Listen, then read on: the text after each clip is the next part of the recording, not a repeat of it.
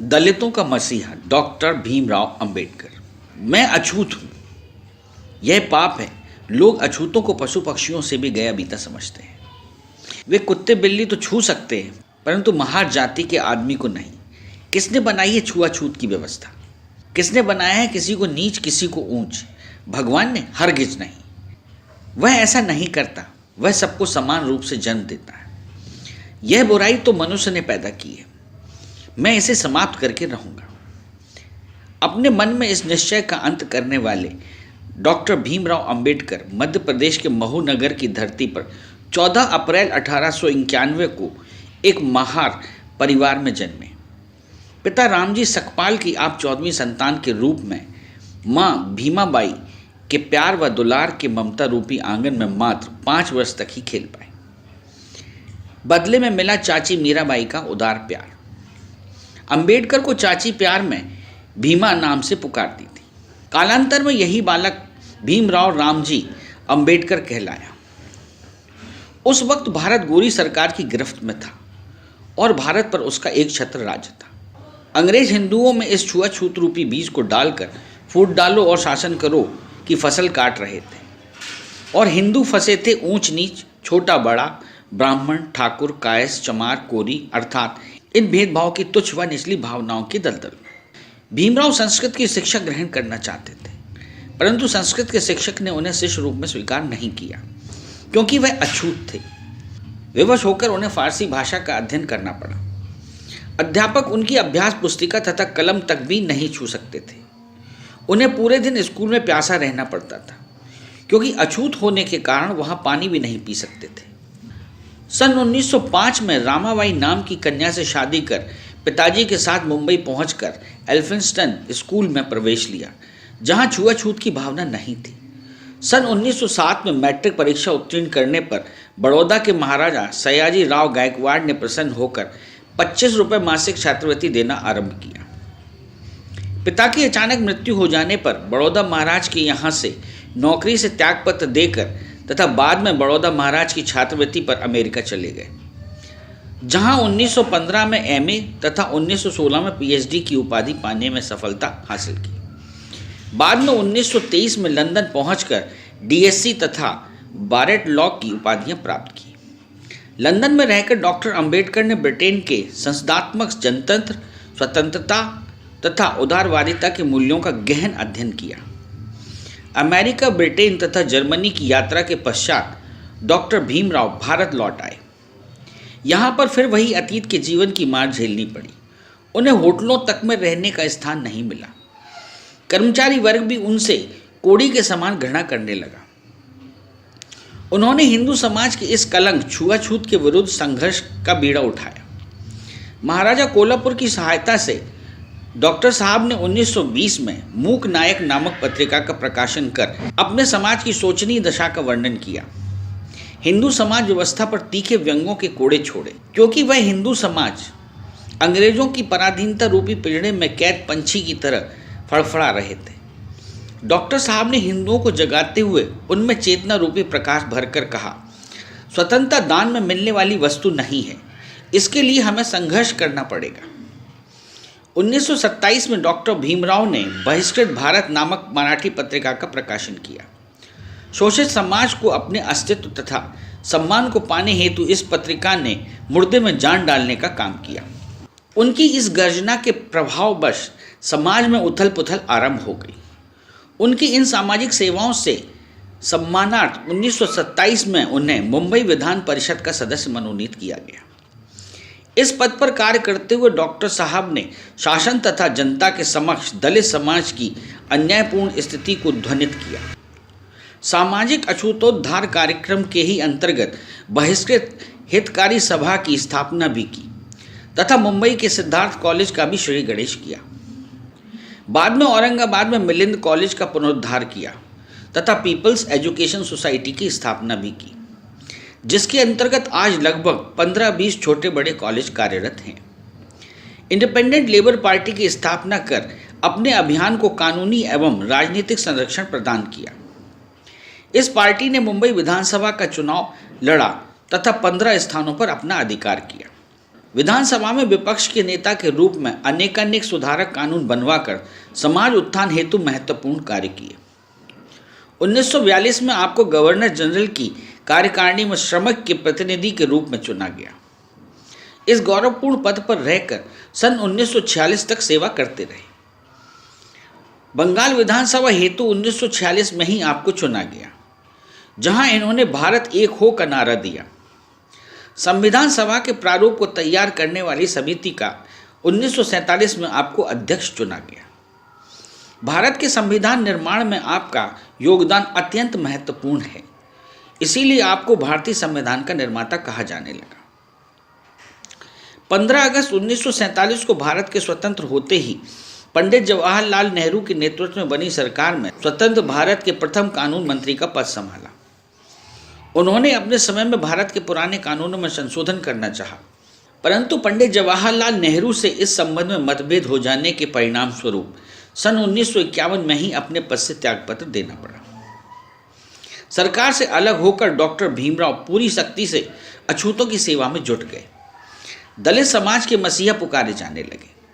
जहां भी सम्मेलनों व सभाओं को संबोधित करते जय भीम के ऊंचे नारों से दिगंत गूंज उठता। पंडित जवाहरलाल नेहरू की सरकार से त्यागपत्र तो क्या दिया, उन्हें अभागे हिंदुओं को एक सबक दिया, जिनकी रग रग में छुआछूत व नफरत का विष समाया हुआ था।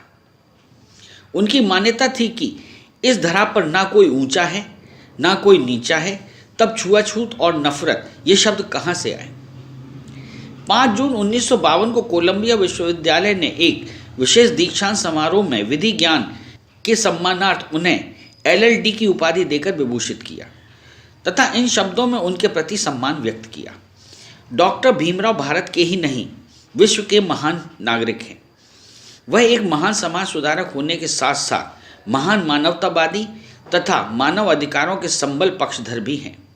अछूतों का इतिहास, शूद्र कौन थे नामक पुस्तक में वर्णित है। भाषाई राज्यों पर विचार उनकी दूसरी पुस्तक सन 1955 में प्रकाशित हुई।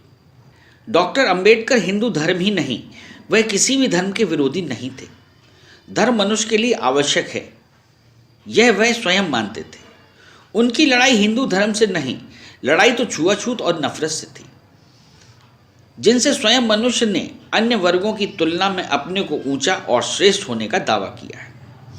इन शब्दों का धर्म में कोई स्थान नहीं, यह तो मनुष्य ने स्वयं धर्म के नाम पर किए हैं।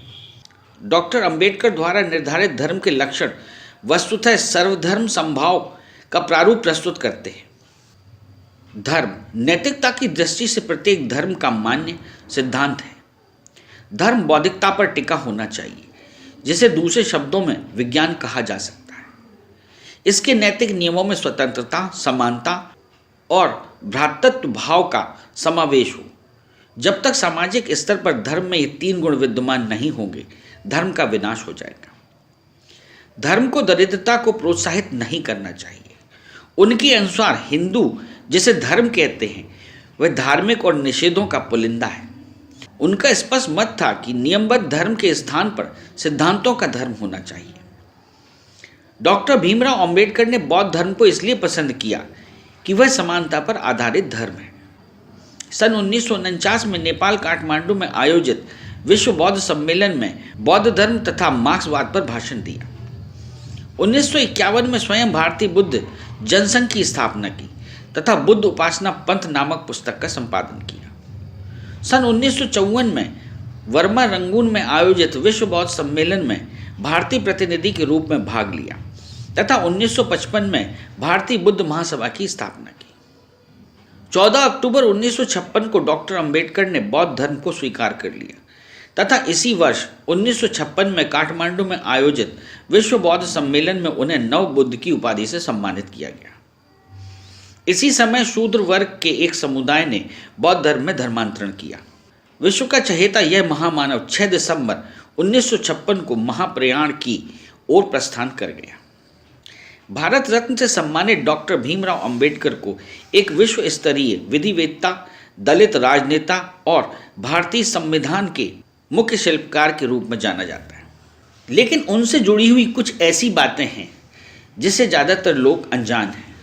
उनसे जुड़े कुछ तथ्य इस प्रकार। डॉक्टर अंबेडकर अपने माता पिता की 14वीं और आखिरी संतान थे। अंबेडकर का वास्तविक सरनेम अंबाव डेकर था, लेकिन उनके शिक्षक महादेव अंबेडकर, जो उन्हें बहुत मानते थे, ने स्कूल रिकॉर्ड्स में उनका नाम अंबाव डेकर के स्थान पर अंबेडकर कर दिया।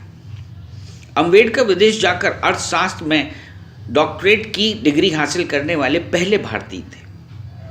भारतीय तिरंगे में अशोक चक्र को जगह देने का श्रेय भी डॉक्टर बाबा साहब भीमराव अंबेडकर को जाता है। मध्य प्रदेश और बिहार के बेहतर विकास के लिए बाबा साहब ने 50 के दशक में ही विभाजन का प्रस्ताव रखा था, पर सन 2000 में जाकर ही इनका विभाजन कर छत्तीसगढ़ और झारखंड का गठन किया गया। बाबा साहब के निजी पुस्तकालय राजगृह में 50,000 से भी अधिक उनकी किताबें थीं और यह विश्व का सबसे बड़ा निजी पुस्तकालय था। बाबा साहब द्वारा लिखी गई पुस्तक waiting for a visa Columbia विश्वविद्यालय में टेक्स्ट बुक है। कोलंबिया विश्वविद्यालय ने 2004 में विश्व के शीर्ष 100 विद्वानों की सूची बनाई थी और उसमें पहला नाम डॉक्टर भीमराव अंबेडकर का था। अंबेडकर कुल 64 विषयों में मास्टर थे। वे हिंदी, पाली, संस्कृत, अंग्रेजी, फ्रेंच, जर्मन, मराठी, पर्शियन और गुजराती जैसे 9 भाषाओं के जानकार थे। इसके अलावा उन्होंने लगभग 21 साल तक विश्व के सभी धर्मों की तुलनात्मक रूप से पढ़ाई की थी। दुनिया में सबसे अधिक स्टैचू बाबा साहब के ही हैं। वर्तमान में जिस विमुद्रीकरण की चर्चा चारों तरफ हो रही है, उसके बारे में बाबा साहब अंबेडकर ने अपनी किताब द प्रॉब्लम ऑफ रूपी, its origin and it's solution में कई सुझाव दिए हैं। उन्होंने अपनी किताब में वर्णन किया है कि अगर किसी देश में काला धन और जाली नोटों को समाप्त करना हो तो हर 10 वर्ष बाद उस देश की करेंसी का विमुद्रीकरण कर देना चाहिए। सच्चे अर्थों में डॉक्टर अंबेडकर एक महामानव, सच्चे देशभक्त और महान मानवतावादी थे। आज भारतीय उन्हें मात्र दलितों का मसीहा, शोषितों का मसीहा कहकर डॉक्टर अंबेडकर के ही नहीं, भारत के विस्तृत व महान व्यक्तित्व को संकुचित करते हैं। यूँ भी मान लिया जाए कि डॉक्टर अंबेडकर मात्र दलितों के ही मसीहा थे तो एक विशेष वर्ग तक सीमित करने वाले आप भारतीय लोग ही तो थे, परंतु ऐसा नहीं। ऐसा करना मात्र डॉक्टर साहब के व्यक्तित्व क्षेत्र को सीमित करना ही नहीं, भारतीय संस्कृति की महान विरासत, जिन भारतीय सपूतों की प्रेरणा तथा वाणी का अमृत पिए हुए है, उस क्षेत्र को संकुचित करना है। डॉक्टर अंबेडकर उस समय भारत की उस प्रथम पंक्ति के सेनानी थे जब भारत गोरों का गुलाम था। उन्हें मात्र एक समाज की धरोहर कहकर अथवा उनके नाम का उपयोग मात्र वोट की राजनीति के लिए करना एक राजनीतिक चाल ही कही जाएगी। वस्तुतः उस महापुरुष की पहचान नहीं, निश्चय ही वह एक समाज के प्रेरक थे। उनका दर्शन सामाजिक चिंतन पर ही आधारित था। सामाजिक समानता, मौलिक अधिकार, मानवीय न्याय, समाजवाद तथा देश की एकता के लिए संघर्ष के पथ में उन्होंने अपने प्राणों की आहुति भी दी। जब कभी भी उनकी पुण्यतिथि आए तब सच्ची श्रद्धांजलि मात्र नाम पुकार कर नहीं, बल्कि उनके काम को भारतीय समाज में व्यवहारिक रूप देने में होगी।